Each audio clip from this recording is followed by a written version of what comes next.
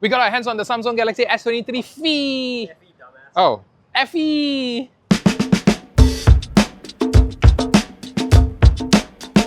Okay, so let's start off by talking about the design. Now, first of all, the design looks very familiar. If you've seen the S23 Plus and the non-Plus version, it looks pretty much the same. One thing I do like is that the side of the phone has a metal frame, yes, but it is also curved, so it's pretty nice to hold in your hand. Of course, as usual, you have a glass back, you have the 3 camera sensors there, and of course, you have the 6.4-inch AMOLED display that supports 120Hz. And as usual, guys, I don't have to tell you how good Samsung displays are, you already know, right?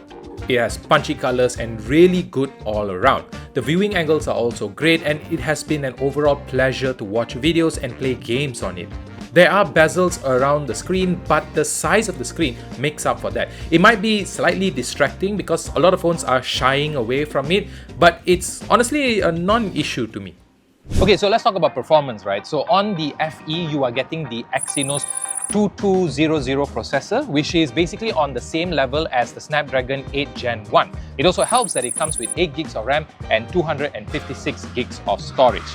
In the short time we've had with it, we've been playing games on it and it performs pretty good. You can put most of the games on the highest graphical settings with just a little tweak to get very stable frame rates. While on normal usage, I honestly didn't find any issues with it.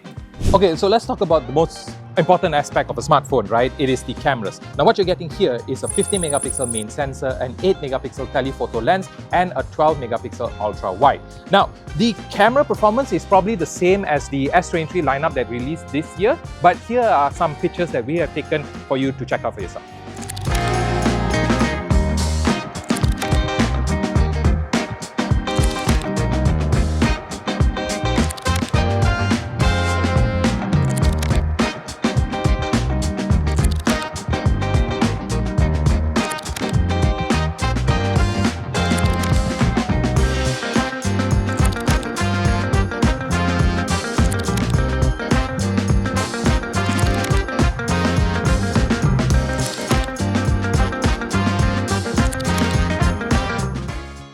So here is a camera sensor. That's Uma over there.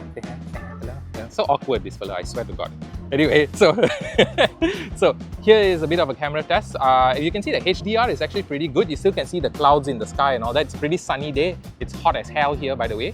But hey, I think it looks pretty nice. This is the front camera, and also here we are here.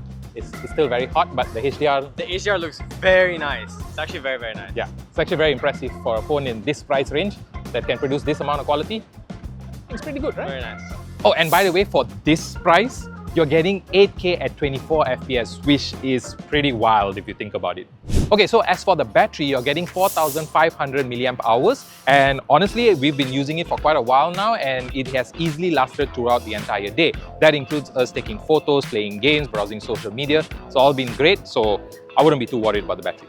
It does support 25 watts of charging, which might be slow to some of you, but it will put less stress on the battery, so that's always good for making the phone last even longer. So guys, there you have it. That is the Samsung Galaxy S23 FE. Now for those of you who felt like the S23 Ultra was a bit over your budget, this is something that you can definitely consider because the performance of the camera is almost the same and it has 8K at 24 FPS, which again is pretty crazy for this price point. So there you have it, guys. Check out the phone. See you in the next video.